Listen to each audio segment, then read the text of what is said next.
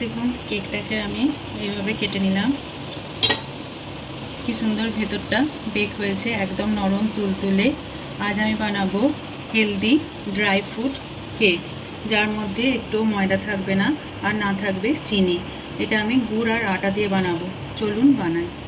টুসিস লাইফস্টাইলে আমার প্রিয় দর্শকদের অনেক অনেক স্বাগত। আজ আমি ফ্রুট কাপ কেক বানাবো। এখানে আমি গুড় দিয়ে আর আটা দিয়ে কেকটা বানাবো, যার জন্য এখানে আমি পাটালি নিয়ে নিয়েছি। এটা আমি জল দিয়ে গুলতে দিয়ে দিয়েছি। এটাকে মেল্ট করে নেব। এটাকে ফোটাতে হবে না, জাস্ট এই জলের সঙ্গে একদম লিকুইড হয়ে যাবে। এই অবস্থায় আমি গুড়টাকে নামিয়ে নেব। এখানে গুড়টা আমি ছেঁকে নিয়ে একটা কাপে নিয়ে নিয়েছি। এবার আমি এখানে একটা পাত্রের মধ্যে ছাঁকনি নিয়ে নিয়েছি। ছাঁকনির মধ্যে এখানে 1 কাপের মতো আটা আছে। আটাটাকে আমি প্রথমে ছাঁকনিতে ছেঁকে নেব। এই আটার মধ্যে এখানে আমি 1 চামচের মতো বেকিং পাউডার দিয়েছি আর 1/4 টিস্পুন মতো দিয়েছি বেকিং সোডা। এবার এই দুটোকেও আমি এতে দিয়ে দেব। দিয়ে ভালোভাবে একটু মিশিয়ে নেব। দিয়ে ছাঁকনি দিয়ে ছেঁকে নেব। এবার আটাটাকে ছেঁকে নেওয়ার পর আমি এর মধ্যে কিছুটা পরিমাণ দিয়ে দেব টক দই। দিয়ে ভালোভাবে একটু মিশিয়ে নেব। এখানে আছে কনডেন্স মিল্ক, এখানেও 2 চামচের মতো দিয়ে দেব।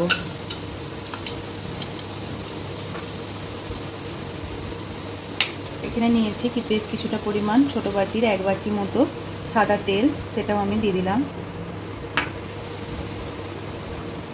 দিয়ে ভালোভাবে মিশিয়ে নেব।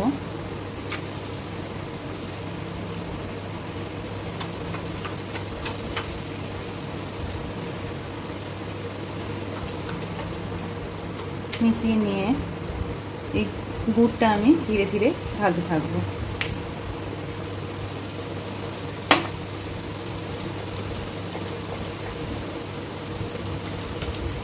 একদম পাতলা নয়, একটু টাইট মতো ব্যাটারটা আমি বানিয়ে নেব।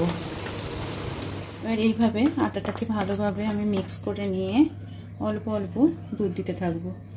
এই সমস্ত জিনিসই আমি রুম টেম্পারেচারের রেখে দিয়েছি। দুধ দিয়ে আমি এইভাবে একটা ঠিক ব্যাটার বানিয়ে নিয়েছি। এটা ফ্রুট কেকের জন্য একদম পারফেক্ট ব্যাটার। এবার আমি এর মধ্যে দিয়ে দেবো কিছুটা কালো কিশমিশ আর কিছুটা পরিমাণ ওয়ালনাট। দিয়ে এর মধ্যে দিয়ে ভালোভাবে মিশিয়ে নেব। এখানে কেকের ব্যাটার আমার একদম রেডি। এবার আমি এটাকে বেক করব। বেক করার জন্য আমি এখন 3টে ছোট ছোট বাটি নিয়ে নিয়েছি। বাটিতে প্রথমে অয়েলটা ভালোভাবে মাখিয়ে, সাদা অয়েল মাখিয়ে তার উপর আটা ছড়িয়ে এইভাবে রেডি করে নিয়েছি। এবার কেকের এই ব্যাটারটা ধীরে ধীরে আমি এর মধ্যে দিয়ে দেব। ওপরটা একটু ফাঁকা রেখে আমি সমস্ত বাটিতে সমানভাবে নিয়ে নেব। আর ব্যাটারটা আমি সমস্ত বাটিতে ঢেলে নিয়ে এইভাবে একটু ট্যাপ করে নেব। এইভাবে ট্যাপ করে নেওয়ার পর কিছুটা পরিমাণ আমি ওয়ালনাট দিয়ে দেব আর কিছুটা পরিমাণ কালো কিশমিশ দিয়ে দেব।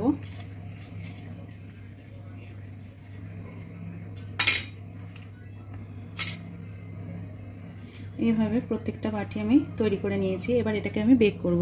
বেক আমি কড়াতে করব, ওই জন্য কড়া আমি আগে থেকেই প্রিহিট করে নিয়েছি। আর এর মধ্যে একটা স্ট্যান্ডি নিয়ে নিয়েছি। স্ট্যান্ডি দেওয়ার পর আমি ধীরে ধীরে বাটিগুলোকে বসিয়ে দেব।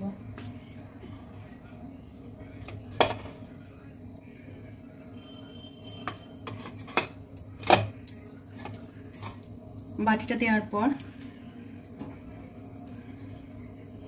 5 মিনিট মতো আমি একটু ফ্লেমটাকে বাড়িয়ে বাকি আধা ঘন্টা আমি একদম লো ফ্লেমে এটাকে বেক করে নেব। আধ ঘন্টা বাদে দেখুন কেকটা কত সুন্দরভাবে ফুলে গেছে। এবার ঢাকনাটাকে তুলে একবার চেক করে নেব। একটা ছুরি দিয়ে এইভাবে দেখে নেব।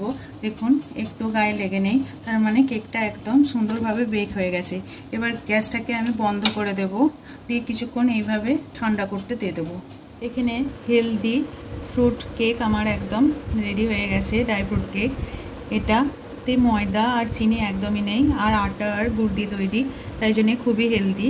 এবার এই বাটিটা থেকে ধীরে ধীরে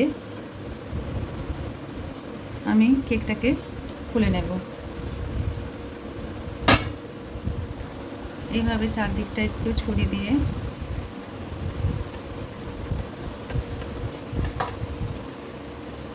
কেটে নেব।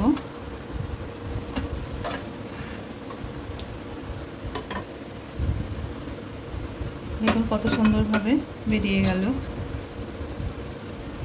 কড়াইতে হেলদি ড্রাই ফ্রুট কেক আমার একদম রেডি হয়ে গেছে। এটা আমি একটা থালাতে 3টে কেকই এইভাবে বার করে নিয়েছি।